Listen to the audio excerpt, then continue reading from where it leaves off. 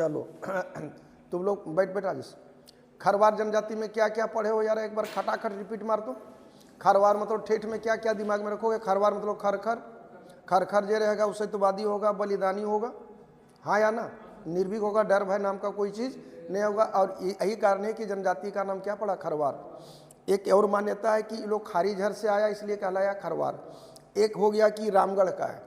Dalton के मुताबिक ये 4 उपजाति है, संडर के मुताबिक 6 उपजाति है। अच्छा, ये लोग अपने आप को मानता है राजपूत, खासकर वो खरवार जो जमींदार है वो लोग अपने नाम के आगे टाइटल लिखता था क्या? सिंह। खरवार जनजाति झारखंड में सबसे अधिक कहाँ है? पलामू में। कहाँ पे? पलामू में। कहाँ पे? पलामू। खरवार जनजाति में सबसे टॉप क्लास का जाति कौन सा है? तो भोक्ता। कौन है? कौन है? किस जनजाति में? खरवार जनजाति सबसे अधिक कहाँ है? पलामू में। कहाँ है? कहाँ है? निर्भीक जान रहे हो, सत्यवादी जान रहे हो, बलिदानी जान रहे हो। इन लोगों का मुख्य पेशा क्या है? खेती।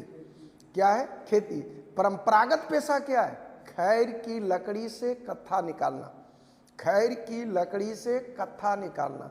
खैर की लकड़ी से कत्था निकालना। डन डना डन डन है, हाँ या ना? शादी विवाह में क्या जान रहे हो? 2 महत्वपूर्ण चीज, बुतुर्वे में बिया हो कर सकता है, बाल विवाह। दूसरा, इन लोगों में धूम कुरिया नहीं होता है, अर्थात धूम कुरिया लिखे, युवागिरी लिखे, बात समझा? ये नहीं होता। विधवा विवाह को कहा जाता है सगाई। लेकिन एक चीज दिमाग में मार लेना, पूरे जनजाति में जो 3200 है सबका विधवा पुनर्विवाह, विधवा विवाह, तलाकशुदा, बात समझ में आ रहा है? सेकेंड हैंड वाला कोई आइटम में एक ही चीज लिखाता है सगाई। क्या लिखाएगा? क्या लिखाएगा? क्या लिखाएगा? सगाई। तो यहां पर ये जनजाति है खेती वाला, तो विधवा कहां से बियाह कर लेगी अपने? तो वधु मूल्य मिलेगा। वधु मूल्य में की मिलेगा? 2 मन चावल, एगो पठरू, पठरू मतलब खस्सी बकरा, और एगो साड़ी। शादी का 2 तरीका है। अगर नॉर्मल शादी हो रहा है तो एक चढ़ावा, एक डोला। डोला हो गया डोली वाला, चलो रे डोली, उठाओ कहार, तो या मैंने बाराती जाएगा। तो ये तभी होगा जब लड़की पक्ष भी संपन्न हो। अगर लड़की पक्ष गरीब हो तो क्या होगा? उसमें चढ़ावा हुआ आएगा, लड़की को कुंवारे में ले आएगा, यहाँ ला करके बियाह करेगा। आपसी सहमति से तलाक ले सकता है। आपसी सहमति से तलाक, अगर बुतरू नहीं हुआ साली के साथ भी बियाह कर सकता है। बहु विवाह इसमें है, मतलब एक मर्द 2-3 गो बियाह कर सकता है, रख सकता है। ये कौन जनजाति पढ़ रहे हो? कौन जनजाति है? प्रमुख देवता इसका कौन सा है? सिंहबोगा। जोर ने बोले, जोर से भी। सिंहबोगा प्रमुख जनजाति, प्रमुख जनजाति सिंहबोगा। और उसमें पूजा पाठ कौन कराता है? पाहन। कौन कराता है? कौन कराता है? बाल्की दुर्गा माई सबका पूजा पाठ होता है। अब है कि कोई भी समाज हो, सह समाज में लिखित हो या अलिखित हो, वो एक कानून होता है जो प्रशासन के काम को करता है। जैसे तुम्हारे घर में कोई लिखा पढ़ी वाला कानून है नहीं, मेरे घर में भी नहीं है, किसी के यहाँ नहीं है। लेकिन अगर तुम 7 बजे घर पहुँचते हो, एक दिन 8 बजे जाके देखो, देहिया सूर्य से कंडरे लगा कि मैया की पूछेगा तो ये बहाना बनाना है, बप्पा की पूछेगा तो ये बहाना बनाना है। बदलाव कानून नहीं होते हुए भी एक गौण कानून है या नहीं? तो कोई भी समाज को चलाने के लिए एक प्रशासन का ढांचा होता है। आदिवासियों का अपना एक प्रशासनिक ढांचा है। उसी प्रशासनिक ढांचा में इन लोगों का अपना एक पंचायत होता है। जो समाज का वृद्ध लोग होते हैं, वरिष्ठ लोग होते हैं, उन लोग इसका मेंबर होता है। किसका? पंचायत का। और कई गांव मिल करके जो बनता है वो कहलाता है चट। और चट के प्रमुख को कहा जाता है प्रधान। देखो, प्रधान वर्ड है यहाँ। क्या वर्ड है?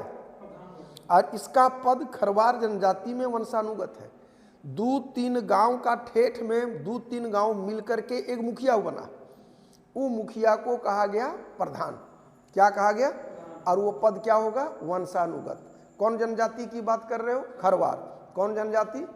कौन जनजाति? 2-3 गांव मिलकर के क्या बना? कई गांव मिलकर बनने वाली प्रशासनिक इकाई को चट कहते हैं। उसके प्रमुख को प्रधान कहते हैं। इसका पद वंशानुगत होता है, इसका पद। लेकिन ध्यान रखोगे, खरवार ग्राम पंचायत में कुछ जगह जैसे पलामू हो गया, रांची हो गया, उसका प्रमुख मुखिया कहलाता है। ऐसा में फंसोगे।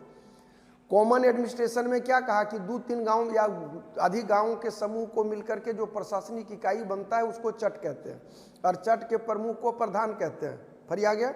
पलामू और रांची में इसके प्रमुख को क्या बोलते हैं? मुखिया। क्या बोलते हैं? क्या बोलते हैं? क्या बोलते हैं? मतलब 3 गो चीज दिमाग में रखना है। 2-3 गांव के प्रशासनिक इकाई को चट कहते हैं, चट के प्रमुख को प्रधान कहते हैं, लेकिन पलामू और रांची में इसको बैगा कहते हैं, मुखिया कहते हैं, और शाहाबाद में पंचायत के प्रमुख को बैगा कहा जाता है। हमको उम्मीद है कि पक्के तौर पे गड़बड़ा जाएगा। आए खरवार जनजाति में एवरेज 2-3 गांव या गांवों के समूह से मिलकर बनने वाली प्रशासनिक इकाई को चट कहते हैं, चट के प्रमुख को प्रधान कहते हैं। हो गया। दूसरा चीज, पलामू और रांची में मुखिया कहते हैं। पलामू और रांची में मुखिया कहते हैं, पलामू और रांची में मुखिया कहते हैं, और शाहाबाद में बैगा। शाहाबाद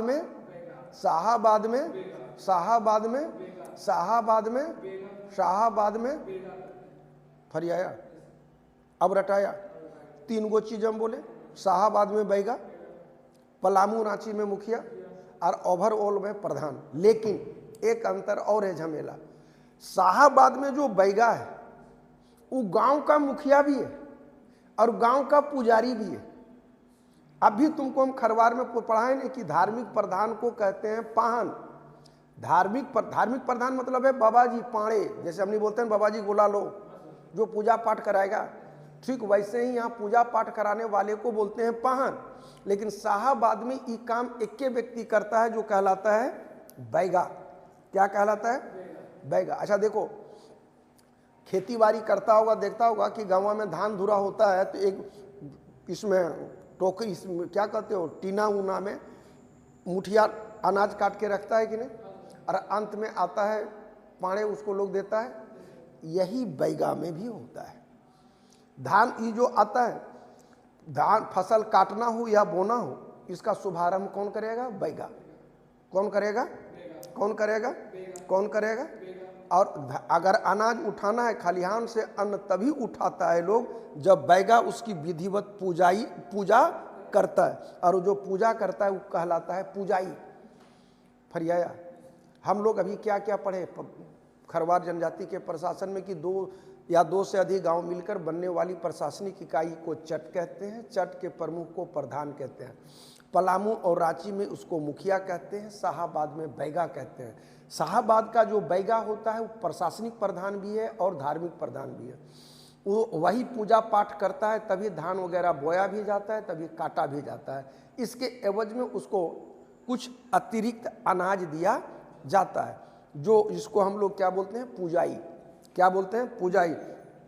बैगा को सेवा के बदले में दी जाने वाली भूमि जो होती है वो कहलाता है बैगाई। और प्रत्येक किसान जो खेती करता है, एक पांजा मतलब बोझ का 3रा भाग पर उसका अधिकार होता है। कितना भाग? जैसे नहीं होता धान काटा तो धाना काटा तो एक बीड़ा बनाया रे, तो उसका जो 1/3 होगा वो दिया जाता है किसको? बैगा को, जो कहलाएगा बैगाई। फरियाया। रटा गया। अब आ गया 4 गांव का चट्टी, 5 गांव का पचौर, 7 गांव का सतौर। तो 90 से यार 4 फोर चट्टी, 5 फोर पचौर, 7 फोर सतौर।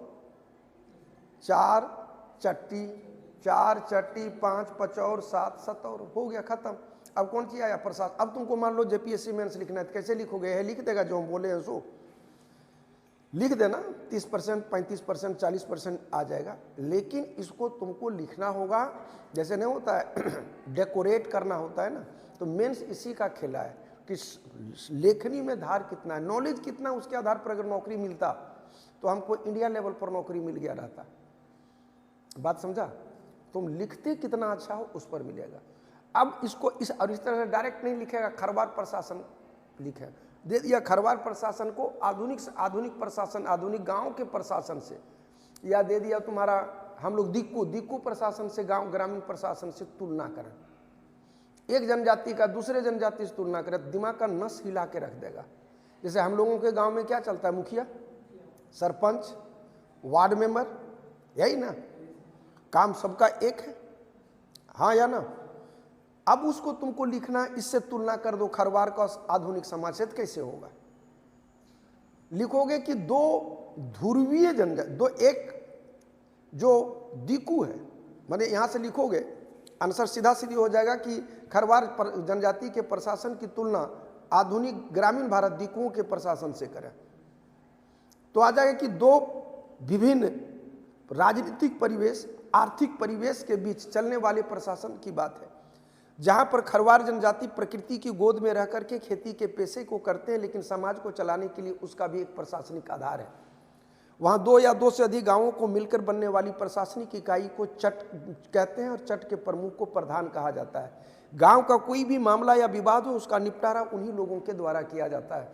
ठीक वैसे ही दीकुओं के भी प्रशासनिक ढांचा में देखा जाए, इन लोगों का भी प्रशासनिक ढांचा जो होता है वो मुखिया के अंतर्गत आता है, जो एक ग्राम पंचायत की व्यवस्था है। और पंचायती राज की प्रणाली को 1993 में पीवी नरसिम्हा राव के कालखंड में लाया गया, जो झारखंड के क्षेत्रों में भी अभी अनवरत जारी है।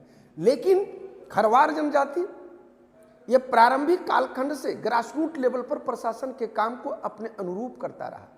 इन लोगों के लिए जेल, कोर्ट, कचहरी का कोई जगह नहीं है। प्रशासन इतना मजबूत और सुदृढ़ है कि हर फैसला वो लोग अपने लिए स्वयं कर लेता है। उसके बाद आ गया ग्रामीण पृष्ठभूमि में देखा जाए तो पलामू और रांची के क्षेत्र में इसको मुखिया कहते हैं, शाहबाद में बैगा कहते हैं, जो दोनों काम को देखता है। ये हो गया, ये अपवाद में आ जाएगा, बात समझा। अब इसी में आ जाता है कि पूरे खरवार जनजाति की समग्र दृष्टिकोण से मूल्यांकन किया जाए तो वहाँ के धार्मिक प्रधान को पाहन कहते हैं। ठीक वैसे ही जैसे दीकुओं में पुजारी चलता है, जो जनरली ब्राह्मण होता है। अब है कि दोनों में सशक्त कौन है, तो आ जाएगा कि एक ओर जहां संविधान खड़ा है, से पूरा सैन्य, पूरा पुलिस तंत्र खड़ा है, थाना, जज और जुडिशरी सिस्टम खड़ा है। अगर इस नजरिए से देखें तो इतना तामझाम आदिवासियों के एडमिनिस्ट्रेशन में नहीं है। मतलब एक सुदृढ़, सशक्त, आत्मविश्वासी और आत्मसंतुष्ट, एक एक वर्ड समझ में आ रहा है, अगर प्रणाली पाते हैं तो पाते हैं जनजातियों में। वहां अपील की भी अपनी एक प्रणाली है। एक गांव के जजमेंट से अगर नहीं बना तो 2-3 गांव से मिलकर बनेगा, लेकिन अंततः वो लोग अपना फैसला अपने कर लेता है। लेकिन अभी का अगर हम लोग दीकुओं के प्रशासन की प्रणाली को देखें तो ग्राम पंचायत अगर उसको नहीं संभाल पाया तो मामला सीधा कोर्ट को जाता है, और कोर्ट में वही लोग बैठते हैं जो गांव को नहीं जानते हैं। दुर्भाग्य तो इस बात का है कि जो लोग नहीं जानता है वो लोग फैसला करता है। लेकिन सशक्तिकरण उन अनपढ़ आदिवासियों के संदर्भ में देखें तो वो लोग अपना फैसला अपने करता है, जो सर्वमान्य होता है। अगर इस नज़रिए से देखा जाए तो खरवार का पंचायत प्रणाली या आदिवासियों की पंचायत प्रणाली आधुनिक सब समाज की पंचायत प्रणाली से कई गुना बेहतर है। जय हिंद, जय भारत। समझ में आ गया? मज़ेदार हो जाएगा ना। अब जरा सा पोताई करने दे लो तब काटना, नहीं कहेगा ये मास्टर जो है खाली भाषणें देता है। भाषा बोले वही वाला जो लोग बोलता है कि मैं जो खरवार जनजाति के संदर्भ में जो है बतला रहा हूँ। देखिए, चला देखिए कौन चीज़, सुनिए जो लिखा हुआ है। खरवारों की अपनी पंचायत होती है जिसके सदस्य गांव के वरिष्ठ पुरुष होते हैं। कई गांव मिलकर चट बनता है, इसके प्रमुख को प्रधान कहते हैं। पद वंशानुगत होता है। पलामू, रांची में इसको प्रमुख मुखिया कहते हैं। शाहबाद के पंचायत को बैगा कहते हैं। बैगा धार्मिक और नागरिक दोनों करता है। फसल काटते के शुभारंभ यही करता है। खलिहान से तभी उठता है जब उसको पुजाई कर देता है। धान का तीसरा भाग लेता है। 4 गांव मिलके चट्टी, 5 मिलके पचौर। टाइप तनी सही मारा करो, 7 गांव का सतौर। मैंने हम ना जाने तो गलती हो तो चीसा चीसी में गलती करा देगा तुमने। तो देख, इतना ही मटेरियल है यारा, इतने से पूछेगा। सशक्त ढंग से उम्मीद है आ गया होगा। तुम लोग जो कुछ भी बोलना, सच बोलना, ईमानदारी पूर्वक कमेंट करना, अच्छा लगेगा। जय हिंद, जय भारत। लाइक, शेयर और सब्सक्राइब जरूर कर देना।